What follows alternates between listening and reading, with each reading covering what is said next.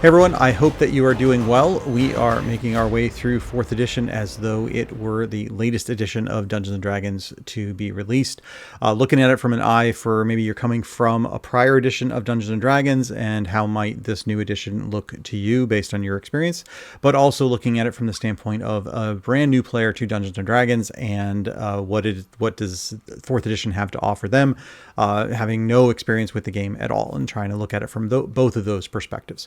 I've gone through most of the player's handbook, and there's just a couple chapters left that are really about playing the game.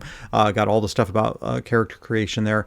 Started to look at the Dungeon Master's Guide, and this is one of my favorite books. I think it's one of the best Dungeon Master's Guide ever created. We covered the first chapter of the book, which really was information to help you determine whether or not you would want to be a dungeon master. Kind of gives you a framework for what a dungeon master is. This next chapter that we're going to cover really goes into almost a day in the life view of being a dungeon master and all the different things that you would do as part of being a dungeon master to really help you fit into that role and give you some guidance on what that role means to be the dungeon master, without it being, hey, here's a bunch of requirements that you have to live into, but more just really kind of that guidance to try to make you the best dungeon master that you can be. The interesting thing is that, once we get through this next chapter, we're going to be 30 something pages into this Dungeon Master's Guide, and we will have yet to have seen any 4th edition rules. And that's, to me, one of the great things about these Dungeon Master's Guides is that they work for any edition of the game or any role-playing game, because it's about providing information to help make you a really good dungeon master. And so there are 4th edition rules in the later chapters. But even those chapters of the book, you can use a lot of that information without necessarily needing the 4th edition stuff in there. There's a lot of stuff you can take away from it. But these first couple chapters in particular are really about setting the stage and helping you become a dungeon master, regardless of what edition of the game that you're going to play. So let's jump into it and take a look. If you enjoy this content, please do like the video, subscribe to the channel, and please check out the description for other ways that you can support the stuff that I'm doing here. I would really appreciate that. But let's jump into this and have a look at it. So this next chapter of the book, it's chapter 2, and it's running the game. And like I said, the first chapter was really about giving you information about what a dungeon master is, so you could decide if that was something that would interest you. This one really goes through that day in the life of the things that you would need to do as a dungeon master, so that you can get a feel for what a session is going to be. Really starts even before the session starts, and then even after the session ends, some of the tips and tricks that you would have as a dungeon master. So let's jump into it. There's a lot of stuff to cover here. It's broken down into a whole bunch of sections. You can see that off here. Every one of these is a different section of the book. Some of them are longer than others, but it does cover a lot of detail in this chapter. The first chapter that we have is about preparing. And so naturally, as a dungeon master, you're the one that's really putting everything together. And a lot of people are going to be leaning on you as players to put together a session for them. It is important to note that, and I think it said it in the previous chapter of the book, that not the fun doesn't rest solely on your shoulders. You are putting together the encounters and kind of crafting the narrative. And if you're using a published adventure, you're translating that into something that's going to work for your party, but it's up to everybody that's playing to really contribute to make the game enjoyable for your particular table. So, but obviously a lot of that burden does fall on the Dungeon Master, because it really starts with what you put together at the table. This section here, talking about preparation, kind of goes through, almost making the assumption that you're using a published adventure, but let's say that you've got an hour to prepare, 2 hours, 3 hours, 4 hours, depending on how much time you have. You can have a certain level of detail that you can put together, and it breaks that down for you so that you can focus on the right things. If you've only got that 1 hour to prepare, don't waste your time trying to look at all this other stuff. You can focus on these things here. So it's just some good tips to make things a little easier, so you're not stressing out too much if you are in that situation. There is a little sidebar at the bottom about creating an adventure in 1 hour. So that's so you hey, a bunch of people got available and you've got time to play D&D, but you don't have anything prepared. What can you do? And there's a little bit of information here about how you can just, grab a map and grab a couple monsters and throw them out there, and you've got yourself an encounter. So it's just a little guide to just make it, reassure you that it is possible to put something together fairly quickly. It doesn't have to be this really thought out thing every single time you're playing the game. I do like the little 1 hour rule of thumb here that says, when you start a session, the first 15, 30 minutes are probably going to be people settling in and talking and kind of maybe doing recaps of the previous session. The last 15 to 30 minutes are going to be wrapping things up. You're distributing treasure. You're talking about how that game went and some of the encounters. And then in between is where you're actually going to play the game. And generally, the rule of thumb is that an encounter will take you about an hour.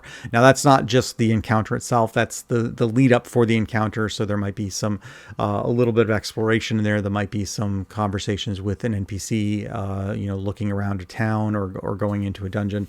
So some of that is built into that as well. But it's a good rule of thumb. So really, if you've got 2 hours to work with, you probably only have time for really one encounter. You might be able to squeeze in another smaller encounter that runs much more quickly.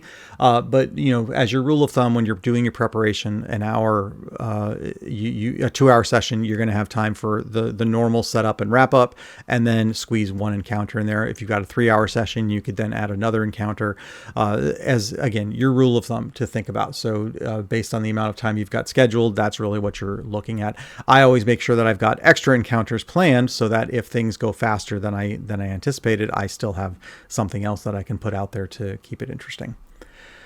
The next section is getting started, and this is really talking about that first part of the session where everybody is settling in. You're getting caught up on what everybody's been doing for the previous week or since you last played. This is where a recap from the prior session would be discussed. And there's a whole section here talking about delegating, and this is where it's really important as the Dungeon Master to make sure that, look, you are the one that's serving a role as the referee, as the narrator, and you're running the monsters and things like that. But that doesn't mean you have to do everything. It is important that, you delegate some of those roles. So the recap is definitely a good candidate for something that choose another player, or it can rotate amongst the players. So who is going to be the one that gives the recap from the prior session? Who's in charge of keeping track of all the treasure that you've gotten? Who is in charge of the looking up rules that come up during the game? So these are all things that could fall on the DM, and it just adds to the burden of the Dungeon Master. But by delegating that stuff out to other players around the table, it helps make that a little easier, and everybody shares some of that load. So it covers a little bit of that in this session or section of the book, and talks about, really as you're getting started with your session, here's some of how that might play out. This next one is a really interesting section. There's a lot to cover here, and it really breaks it down how the game has different modes in that there's different things that happen. And the important piece in this section is that it's about what the Dungeon Master's role is during that mode of play. So when you're talking about setup, so setup is where you are providing, this might be your box text. This is where you're setting the stage for what's actually happening, whether players are all, you're in a tavern, you're sitting around drinking, and you're describing that scene for everybody to get them started. So this is a mode of the game that is just 100% the Dungeon Master. You have to be on, you've got to know what you're talking about. You've got to have your notes together so that you can share that information clearly to everyone in the group, because it's just you giving exposition about the situation. This doesn't have to take long. This isn't like 30 minutes of you speaking about it. It's just, it might be only 30 seconds or a minute of description that you're providing, but it is a mode of the game where you are on for the whole time. It's purely you. The next section, really the next couple sections of this, are more of a split. So there's exploration, and now that you've set the stage, the exploration is where the players are going to go and they're going to start asking questions. They're going to look around. they're curious about different parts of the room. They want to ask about this or that, and you're going to need to get them to maybe do a skill check, or you're going to do maybe some passive checks. Maybe there's even somebody they're going to talk to. So there's more interaction in this. So now it's not you just pushing information out to them. It's about more of an interaction where they're asking for things, you're providing responses, and they're now going to understand the situation more based on the information that you're providing. So this is your opportunity to drop those hints about things that might be important for it, or maybe even plant some red herrings that are not really tied to anything, but you want to make sure that you don't only describe the good things. We'll get to that in a little bit. So this is where you have your opportunity to do that sort of stuff. The next section is about conversation. And again, this is more of an interactive thing. This is probably more difficult for you because while the exploration was more about them asking questions and you just providing answers and giving information back and forth, the conversation requires you now to play that part. And so they may be interacting with the NPC, and it's really just, in essence, they're asking a question, but in the form of a dialogue with an NPC. But when you respond back, you kind of have to, use this character. Now, that doesn't mean you have to do a voice or an accent or anything like that, but you have to remember that you are a character now providing that information. You're not just the dungeon master sharing information objectively about the situation. You are a character in the game now providing that information to the players. And so that requires a little more focus on your part as the dungeon master. Then you get to the encounter. And obviously the encounter is going to be interactive for both of you, whether it's combat or non-combat. Again, you've got a lot to do. You're juggling the monsters. You may be juggling NPCs. There might be traps. There might be hazards you've got to do. You've got to deal with initiative and all those things. Very, very intense portion of the game. It's like the smallest section of this part of the book, but it is really one that takes up a lot of the Dungeon Master's time and is going to be pretty intensive in your ability to organize and keep track of all that stuff. So the setup was 100% the DM. The next three sections that it talked about are really kind of almost a 50-50 between the DM and the player, with varying levels of involvement from the Dungeon Master. The last section is passing time. And this is the one where the DM maybe has an opportunity to take a rest, because this is where maybe it's a journey that the group is going on. You just kind of are hand waving that you pass through. It takes you 2 days to get there and not much happens. But the real value here for the Dungeon Master is hopefully the players are talking amongst themselves. The players have completed an encounter. They've gotten some treasure. You're heading into another town. And this is where the players are going to be talking about what their characters are going to do in that town, what their strategies are, who's going to get this treasure or that treasure, things like that. And while the players are doing all that, the Dungeon Master might be listening to those conversations just to be aware of what's going on. But you don't have anything to do. You can be taking a break. You can be just jotting down some notes, maybe you're making some stuff for the recap if you're the one keeping track of that. You can take it easy for a little bit during those sections of the game. So there is this kind of flow. It's almost a bell curve where you start out where it's 100% of your involvement, then a 50-50, and then now it's more almost 100% of the players, and the Dungeon Master takes a break. So that's the different modes of the game, and depending on the session, you will have more or less of all these different modes at different times. You may end up having a session where there's none of the passing time. Everybody's you're always engaged. It's just encounter after encounter. But it might be something as you're planning your session to make sure that you build in some of those moments where there would be less involvement from you and it would be more about the players having those conversations. So just something to think about for that. Then we get into narration, and there's a lot in this couple pages here because when we were talking about the exploration and the conversation from the previous section, the narration is all about how you are sharing this information. And I have some thoughts on this that I'll give after I get through the section, because there's a lot of information here, and but then I also have some of my own thoughts about this particular section of this chapter.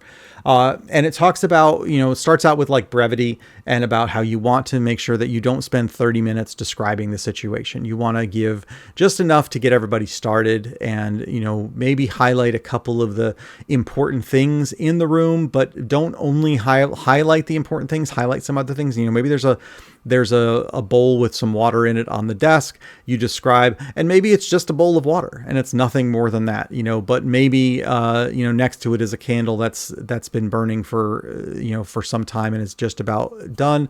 Maybe that's a magical candle of some sort. So, but by describing both of those things and consistently doing that sort of approach to it in the different rooms, you ensure that the players don't always only go investigate the things that you described. They might try to explore other areas of them because they know that the descriptions that you're giving might be things that are important, or they might not be things that are important, but they need to be curious and explore the room on their own and ask questions. So it's important to kind of balance those two things.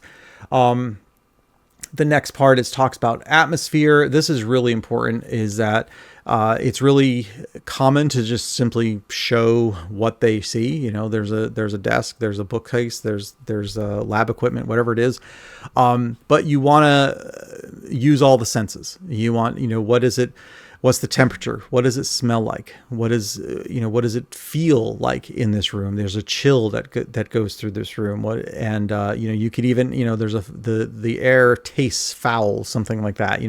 Try to use as much of those senses as you can to really put the players in that space. And that's really what this is talking about. And it kind of segues into the cinematic style, is use your imagination in this. Is that if you just describe things from an objective mechanical perspective, then that's what you're going to be limited to. And it's hard to visualize those things. And it talks a little bit about like when you're in an encounter and a monster is attacking and you just say, you roll a 26 and they do 18 points of damage. That's perfectly fine. But if you were to describe that as the axe slicing through the air and it hits the player's armor and slashes through them and draws a bit of blood, that gives it a little more depth and can make it more interesting. And maybe that encourages the players to do the same as they're describing what their characters are doing. So that's you just setting that example. That kind of goes back to the first thing, is setting that example for everybody about providing more descriptions in everything that's happening. That's what really kind of brings it all to life for everybody. Next, it talks about enticement. This is especially important for new players because lots of times a new player doesn't know what to do. You say you walk through the front gates of the town and you see a bunch of buildings in front of you. The new player may not really even know what to do with that. They're still in that mode of thinking, what am I supposed to do? What is okay for me to do? And haven't quite reached the point where, hey, it's wide open. You do whatever you want to do. So the enticement is kind of striking that balance between, you don't want to railroad them. You don't want to force them down a certain path. You don't necessarily want to say, do you want to go left or you want to go right, where you actually ask the question. But as you're describing the situation, perhaps you just describe one of the paths that they could take as brightly lit and another of the paths as dark. And that at least gives them a contrast to think about and maybe helps them make a decision about which path they think they would want to go. And, whether they take the bright path or the dark path really depends on what they're after. If they're chasing a creature that is known to reside in the shadows, then the dark path might make more sense, versus the brightly lit one. Or if they're trying to not get into trouble, then maybe the brightly lit path makes more sense. So in this way, by providing that description, you're not necessarily telling them which way to go or forcing them down a thing. You're just giving them a contrast that allows them to make a decision. And I think that's really what they're getting at with this enticement thing, is providing that level of detail. The next one talks about realism, and this is while it mentioned how you can use your imagination and use that cinematic style when you're describing things, you do want to try to keep things real. And the example that they give in this section is about if they break down a wooden door and they know that they rolled a 20 to break down that door, and then in the very next room it's another door, say it was a wooden door, and they roll another 20, and you tell them that no, that didn't do, then they're going to be confused as to why did my 20 break down that door, but now it didn't break down this door. there has to be some sort of description that explains why this door is sturdier than the one that they had already broken. So you can either provide that description in advance when you're describing the door to them, or you can, when they fail on that roll, make sure you provide a reason why that door was more rugged than the first one. But that's the key, is that you just want to be consistent in your descriptions and make sure that things have a reason and it makes logical sense in reality, even though it is a fantasy world, that there is an expectation that some things just kind of need to make sense. Now, obviously, if you're running a published adventure and you're just describing things that are described in the published adventure, then you're going by what's written there. And a lot of that work is done for you. But so some of this would really come into play if you're making your own encounter, your own campaign, where you've got to put all that stuff together. The next one talks about role playing. We kind of covered a little bit of this when it was talking about like the cinematic style, because maybe the role playing is maybe a little bit more about the personalities of the monsters and the NPCs, and making sure that they're not just these mindless entities. You don't have just 5 goblins and they're all cookie cutter and they all do the same things and react the same way. If you can just give them a little bit of a personality and each one does things a little bit differently, maybe one is more likely to hide behind something, whereas other one's going to charge in to the battle. Maybe one isn't really committed to the cause as much as the others. If you just have little mental things like that in mind, then it helps you to role play those monsters and make each one unique. The NPCs, they should have, quirks and traits. And again, in a published adventure, a lot of that will be described for you, but you can always embellish that yourself. The thing that always comes down is whether you do accents, which can be hard to do. There's plenty of content out there that talks about how you can just simply by talking fast, talking slow, talking high, and talking low are the 4 things that you do different combinations of those. And it's not an accent. It's just a different combination of those 4 things, which are relatively easy to do. And now it kind of can mimic the type of thing that you'd get if you did an accent, but in some way it makes those NPCs unique and more than just a plain character that you're playing, where it could be the same one across the board. But again, don't worry about even doing that. I mean, you can always just describe what the NPC said without actually saying the words as though you're acting them out. So that's up to you. But still, you can, when you're doing that, you can still share what kind of traits those NPCs have. And then the last thing talks about suspense, and how you can try to lead into the next campaign. Maybe you create a cliffhanger. As they're coming to the end of the encounter, that the session is coming to an end. If you can plant a seed that goes to what's going to happen in the next session, then that kind of gets everybody interested in it. Or, when you kind of disrupt things a little bit by making something a little not what they expected. They smell some baked goods coming from a room. They go into that room thinking they're going to find pastries everywhere, and instead they find a horde of goblins that are slaughtering the baker or something. And now they've gone from one mindset to a completely different mindset by entering that room. So things like that to kind of disrupt things and keep them on their toes is I think what we're kind of getting at with the suspense angle. There's obviously a lot more to it than that, but that's the idea there. So all of these things are really about how you convey the message, how you describe the situations to the players to try to make it as interesting as possible, to really get everybody into the game and visualizing what's going on in this in the encounter, in the situation. Now, my final thought on this particular section of this with this narration is that I think it's really good. It's a really good guide, and it provides some good information for a dungeon master. What I'm particularly mindful of for new dungeon masters is I want to make sure everybody understands that these are things that you can do to enhance the experience, but they are not things that you must do in order to be a good dungeon master. Most dungeon masters may only do a few of these things. And, and the ultimate thing is the group having fun, then you're doing it right. So a lot of the stuff that you might come across in this Dungeon Master's Guide or other ones where it gives all this information, it's easy to interpret this information as, wow, if I want to be a dungeon master, I need to be on my game and do all these things. And they're all good things, but just be mindful that you don't have to do all this stuff in order to be a good dungeon master. These are just tips and things that might help enhance it. But in no way is there any gatekeeping going on as far as what a definition of a good dungeon master is. The next section is about pacing, and this is, we kind of mentioned a little bit about this, like with the cliffhanger, you're coming to the end of the session and maybe you plant a little seed about what's going to come next. But this one really has to do with more with reading the table and the energy level at that table and saying, when is a good time to take a break? So you just finished a really intense encounter where everybody had to really work together and try to defeat a boss. And there was a lot of stuff going on. Maybe characters were close to death or everyone was bloodied, whatever it was really pretty intense. And so when you finish that encounter, that might be a good stopping point. You take a break and say, hey, let's get up, stretch our legs, we'll get some snacks or whatever before we continue on. That way everybody is can kind of come back to the game and a little bit refreshed.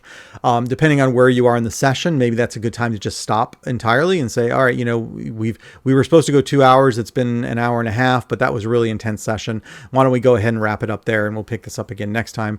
So you just want to just make sure that you're reading that and you understand that you got to have the ebbs and flows with everybody so that you're not just constantly everybody's on edge as you're going from one tough encounter to the next. So think about in putting in those breaks, both in the game and for the characters, but also for the players, and make sure that you think about what they're needing, and especially look around the room and see what's everybody feeling. If they get to the end of that encounter and everybody looks exhausted, then maybe either have a much lighter encounter that you do next instead of the one you planned, or decide to end the session at that point, or just take a break, whatever you do.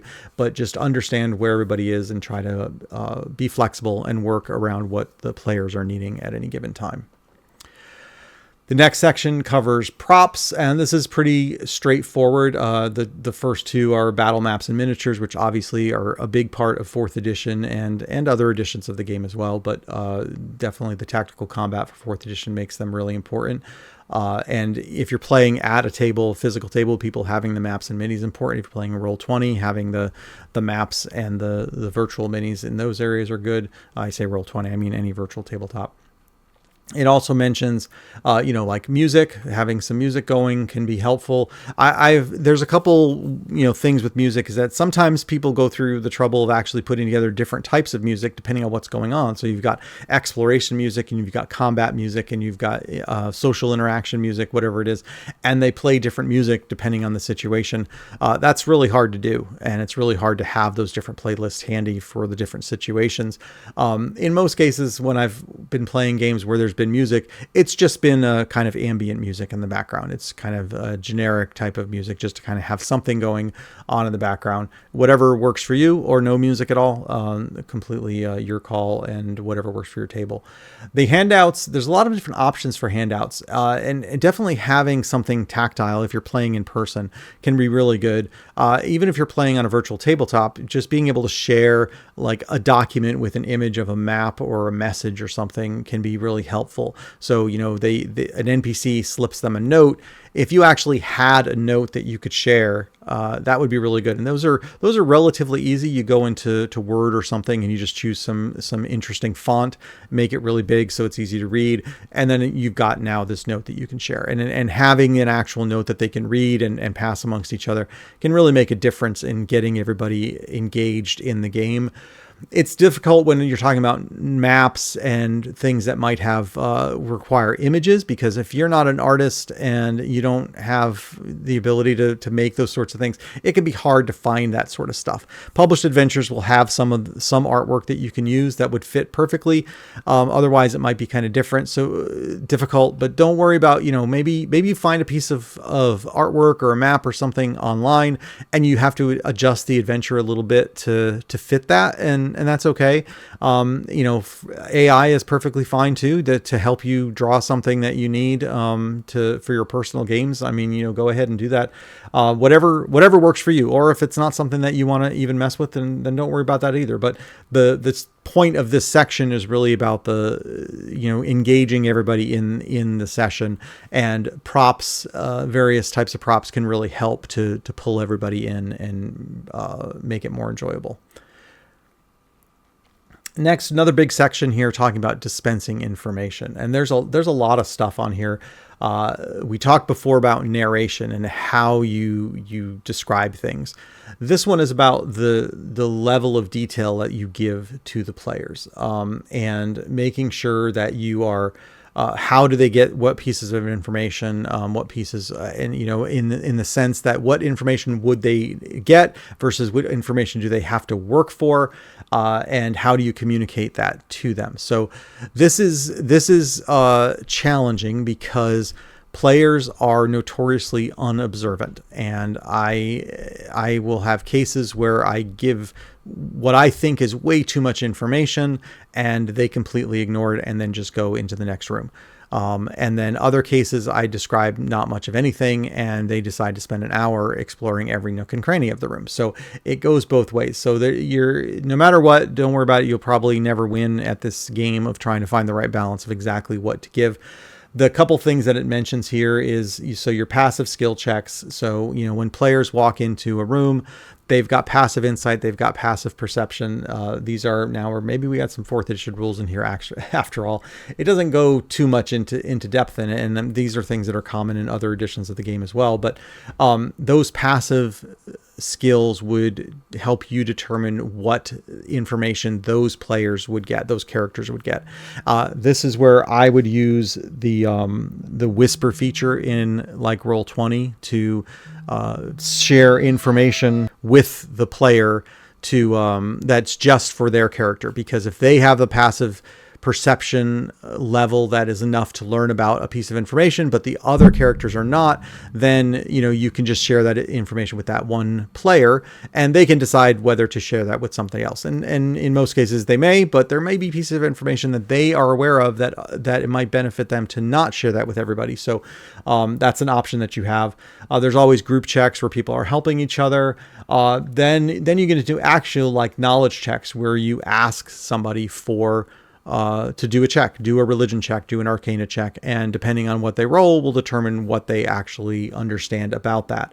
And those are cases where there's always a thing when it comes to skill checks is there should always be a consequence. So don't just ask for skill checks just to ask for skill checks. It should be important for, if it's a piece of information that is kind of critical to moving the story forward, and there's no real downside to not getting the information, then just give them the information. Don't worry about having to roll a check. But if there is, something where it could go either way, and if they don't have it, then that makes it a little harder for them. If they do, then have them roll a skill check, do a nature check. And if they don't know all the details about that monster or something, then okay, well it just makes it a little more challenging, and that can be fun too. And then it talks a little bit about information about hazards and traps and, how much information you give about the monsters in there. I think my takeaway from reading through some of this is that, you want to make sure that you don't make things difficult just for the sake of making it difficult. So if they're in a room and the fighter can't actually see the goblin because there's a pillar in the way or something, but there's no real benefit of saying that fighter can't see the goblin. It's just making it harder for the fighter for no real reason. Then, maybe it's okay that you just kind of take a little dramatic license and say, yeah, you can see that goblin over there. Not necessarily that you can see them in order to attack them, but you're not going to be surprised by them. If there's not really a value in that sort of thing, make sure you're weighing that stuff in there too, is that you don't want to just be tricking the players and being deceitful. Make sure that the information that you're giving to them makes sense for them and that you're not trying to trip them up intentionally. That's not really what your role is. So that's some of what's covered in here amongst other things. And in particular, then it talks about describing your traps and hazards and, what information do you give to help people understand those so they can work through those challenges. That's really what's going on there. The paying attention is just a little short section to just remind you that if the players are They look lost. They're confused. They don't really know what to do, especially if you got new players and you're sharing this information, but they don't know what they should do with that information. Then, just adjust that. Maybe you need to give them more details. Maybe you need to give them less. Maybe they're feeling like you're railroading them. You're providing them so much, you're kind of forcing them down a path. So read the room, be looking at your players, ask the players questions, and adjust the amount of information that you give based on that. And then there's a section about rituals, and there are rituals that can give advantages to players in different situations. So you might want to leave some of those, have some ritual scrolls out there that would help them to get information about different things. So this is there's opportunities here for you to use the ritual mechanics to help enhance some of the players with stuff, which I'm newly a fan of rituals, having not really spent a lot of time on until recently. But now that I've seen what the power they have, I definitely appreciate this particular section, and making those part of the game, I think it's really important. Then we get into improvising, and this is probably the scary part for somebody who's trying to be a dungeon master for the first time. Is it's really hard to put yourself in a position where you don't know what's going to happen. Everyone's going to look to you for guidance on what comes next, but when you can't really prepare for everything, it can really be intimidating. So this provides a little bit of information to help you. These are good tips. I mean, having a list of names. I usually have a list of names that I can give to NPCs. I usually have a list of names that might be for shops and things. Even sometimes some towns that can be really helpful to just have handy, so that if something comes up, I've got that. The DM screen is really great because it has all that information. It doesn't have names, but it has the mechanics information that you would need to run the game, so you're not having to constantly flip through books. But having the information and be prepared for all those things can make it a lot easier and less intimidating as a DM. It mentions having some mini dungeons, but I would say that's I always have some other side encounters that I could pull out. So if the party does something I didn't expect, I just pull out this encounter. If the session is running faster than I thought and we've got more time, I've got encounters that I can put out there. Always try to have a couple other NPCs handy. So the more you're prepared for all of that, the easier it becomes. And it's you're not constantly in the situation where you're just hoping that nobody does something that you didn't expect, because you have all the information you need. And if they do something you didn't expect, then you just pull out one of those things and you go in a different direction, and it's fine. And obviously the longer you do DMing, the easier that becomes, because you get a feel for what that's like. The last little bit in this talks about saying yes. Definitely, that is the core tenet of improvisation, is that you don't say no to anything. Whatever somebody says they want to do, your job as the dungeon master is to try to find a way to say yes to that thing. That doesn't mean that they just get to do it. It just means that you come up with a way that they can try to do it. And an example that I had from one of my games was that one of the players wanted to have their character set fire to a barn in town. And that might be the type of thing where it's not tied to anything with the story or anything like that. And it's easy to just say, no, we're not going to do that. Now, there may be things that somebody wants to do something and you just say, no, we're not going to do that. That's okay. Don't think that you can't say no to anything. But in this case, it's like, okay, sure. And so they went and they started setting fire to this barn. And then I had the fire marshal walking by and saw them doing it, and immediately arrested them and threw them into the town jail. And that created this side quest where the party then had to figure out how they're going to get their comrade out of jail, either to bust them out or do something to try to pay a fine or whatever it was. And it created this side quest for everybody. So again, it was something that was unexpected. And it was a bit of improvisation, and you want to try to say yes, but you come up with something that makes it where it's not just a simple, yes, you can just do that. You can do anything you want. There's consequences to it, and you find a way through it. And there's other examples as well, where you just, as the DM, it's really about finding the way to say yes to something. And then the last thing is it talks about the ending. Basically, you've reached the end of your session, and the thing you want to make sure you do is you ask your players, how did that go? What went well? What didn't go well? What would you like to do differently in the future?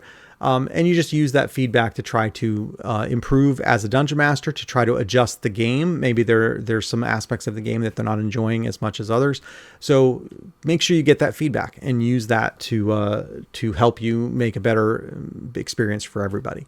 And that's the last little section there. Now, that's not the end of this chapter, though. There's still a couple sections left in this chapter. So all of that stuff that came before, that's really kind of that was really your day in the life of the dungeon master. We started out talking about the starting the session, and then the different modes that the game would play, and some tips to help you as you're running your game all the way through to the end of it. When you're then finally done with the session, you're asking the party for any feedback they might have. Now we're kind of doing some, this next section is talking about the troubleshooting. And this is, when things go wrong or things aren't the way that they're designed exactly in the book, what do you do? I've referenced this one a few times for different things. I definitely have cases where an encounter is too hard. I made an encounter, I thought it was good, but it turns out they're just really struggling with it. And it gives you some tips to say, all right, well, here's some ways that you can kind of dial it down in the middle of the game. Maybe you have a monster run away, or you fudge a couple rolls behind the DM screen. I know some people are sensitive about that, but these are just some options to help you take in a hard encounter and try to, lighten it up a bit. And it can go the other way. You thought it was going to be a really you thought it was going to be a hard encounter, but it's too easy. There's a couple ways to look at this one. I sometimes will just let it go. It's like, if I made an encounter and they just really nailed it and were able to get through it, it's not really my job to make it difficult for them. Depending on the situation, though, and if references here, I might have another wave of monsters that come in. Maybe it was really easy to get through that first wave, but it turns out there's another wave that comes along. That would really depend on the situation. I don't want to punish the players for being really good at solving that particular encounter, but it is an option out there depending on the situation. The bad rules call is one that comes up a lot. And so this is where new dungeon masters especially have this feeling that, they've got to be experts at all the rules. They got to have them all memorized and know everything. And that is, not nearly the case. There's going to be lots of cases where, I've been playing the game for a long time, and it's like, and there's always rules that seem like they should be pretty basic rules that everybody should know. And we're still looking up, we still look up what's the rules for a charge. It's like, every session somebody's doing a charge, but somehow the rules get mixed up in your brain. You can't quite remember exactly what it is. It happens all the time. And, some of the more obscure ones, you're definitely not going to have committed to memory. And so you'll spend a little time looking up the rule, and then you'll make a call. And then after the session is over, you'll realize that you interpreted that rule incorrectly. Or sometimes even the next round of combat, you realize you interpreted that rule incorrectly, and somebody should have got an extra bonus and they didn't. It's okay. The gist of this particular section is you just go with it, and then the next session you'll get it right, and maybe you won't, and it's fine. These are not the critically important things where it's going to make a huge difference, unless it's short of the rules call resulting in a character dying or something. It's fine. You just roll with it and it'll be all good. So that's what this whole section is about, is really dealing with these anomalies that you have to face. I've definitely had to look up some stuff about how to play with a smaller group is one that comes along a lot as well. So lots of good stuff in here for troubleshooting. Definitely comes in handy. I think there might be even a little more. Oh yeah, this is the problem players. This one can be tough because this requires some interpersonal communication skills. When you're dealing with a player who maybe is not is disruptive to the other players. Everyone has, we talked in the previous chapter about everyone has their style that they play with. And that's fine as long as it doesn't disrupt the game as a whole. And there are some things that can cause problems. If you've got a rules lawyer, just absolutely cannot let things go. And I've played at tables with players like this who just cannot accept that the DM or the other player's interpretation of a rule is correct. They are absolutely certain that their interpretation is the way to go. And it really does start to cause a problem because you spend a lot of time then debating that rule. I've played at tables where there's been players that just want to do their own thing, and they're just completely, it's like the other players are not even there and they just want to do their thing. And sometimes they're doing inappropriate things. So there's examples here of how to deal with this. Ultimately, all these translate down to, if you have these problem players, you're going to have a conversation with them. Hopefully some of that comes up if you were to do a session 0, then you could, lay out some of the guidelines and parameters for your particular table. And you can, and people who don't like those boundaries, they might decide to opt out because if they know that's not going to fit. In a lot of cases, those folks probably don't know that they're doing these things. But if you have the conversation, if they're, upstanding people, they'll adjust and they'll either say, okay, well, this is not going to really fit my style, and they'll leave, or they'll adjust and try to adapt, and everybody can work together to have a good game. I'll add that a lot of this is when you're playing with strangers. So if you're at a game store and you're playing a session with people that you've never played with before, or you're doing a meetup, or you're doing, you did like start playing and you're playing with a group of people that you've never played with before, you don't know these people. That's where these things really come in, because you don't know what their styles are until you really start playing with them.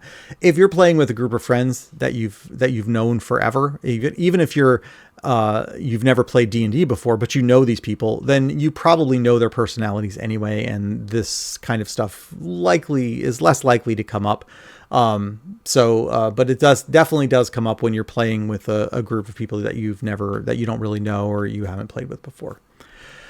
And then the last section in this chapter is teaching the game. And this is one of the most important parts, and I'm glad that they have a section here for it, for the Dungeon Master, is that everything that we've covered really talks about the Dungeon Master and their role and what they need to do to run the game. But, especially when you've got someone who's brand new to D&D or brand new just to 4th edition, this is a core part. That player is going to be looking at the Dungeon Master and asking help. They're going to need to know, what do I need to do? And they're going to feel very intimidated. They're going to feel that they're going to be at a table, possibly with other people who've been playing Dungeons and Dragons for a long time and know exactly how all this stuff works. And that player is going to be unsure, and they're not going to know what to do, what to roll, what they're allowed to do, when they should wait for other people to act, all these different things. And it can really feel overwhelming for that player. And it's really up to the Dungeon Master to be educating that player on what they can do and kind of guide them through it. Within a few sessions, they'll probably have it down and it'll be fine. But, you definitely want to be the one that is not just letting them get kicked to the side by all the people who have played the game forever. You want to be the one that's pulling them into the game. And it talks a little bit about that here. And just, make sure they understand the core mechanic, make sure that they understand the things that they can do during the game, help them understand their character sheet and how to read the different things during the game. Don't be afraid to slow things down and help them, figure out what powers they can use. Ideally, you have players at the table who are also willing to do the same thing, and everybody works together to get them up to speed and be that mentor that it mentions here, so that within a few sessions they're another player and they've got it, and it's all great. So that's the idea here, is another role that you have as a Dungeon Master is to really help those new players get up to speed. And that's this chapter in a nutshell. Is, it covers a lot of ground. I was going through this and I was like trying to figure out, I almost thought about breaking this down into a couple different videos to really go through it, but because it's just so much material. But it's really great stuff, and there's very little in there. There's probably a little bit of stuff that does talk about 4th edition, just vaguely, not really even talking about any mechanical stuff to any depth, but there are a couple references to it in there. But it's really good help for somebody who is a new Dungeon Master and is trying to understand how does all this work. And I'll go back to that comment that I mentioned earlier from the previous video, where somebody had said that 4th edition, they really stepped back and said, we're going to make a Dungeon Master's Guide that is good for people who have never played D&D before. And you may have heard about it, but you don't know anything about it. And so we're going to teach you how to to be a dungeon master from scratch, and we're going to not make any assumptions about your level of knowledge is, because most people that are dungeon masters are probably people who have played at other D&D tables and they just then moved on to being a dungeon master and they got a lot of experience. But what if you are brand new to Dungeons and Dragons and you don't even know anything about Dungeons and Dragons? You certainly don't know how to run a game of Dungeons and Dragons, which, by the way, was my experience. I did not have any experience with Dungeons and Dragons, and I had to be the dungeon master pretty quickly. This is exactly the way that it helps to bridge that gap and get that person to the level that they need to be, feel comfortable running a game on their own. So I think my final thoughts overall is that, just remember that everything in this section, in this chapter, really in the book as a whole, it's a guide. It's a Dungeon Master's guide. It is not requirements. These are things to help you be a Dungeon Master, tools to help you run a game, to help you build adventures, to build encounters, to build campaigns. So don't take all of this and just get intimidated and overwhelmed because it's so much information. Take out of it what you need in order to run your table and to have a fun session with your players. That's really all that you need to worry about. And as long as your table is having a good time, then you are doing it exactly right. So I wish all the Dungeon Masters guides had the same approach, but this one definitely stands out in that regard. So one of my favorite books, and these first 2 chapters really kind of capture why I think it's one of the best Dungeon Masters guides out there. The subsequent chapters will get into some more of the rule stuff, and might take a little more time to get through those, but we will deal with them one at a time as we go through this journey of exploring 4th edition. Remember to like the video if you enjoyed this. If you enjoyed the content as a whole, please subscribe to the channel, and do check out the description for other ways that you can support the work that I am doing here on this channel to spread the word on 4th edition. But until next time, take care.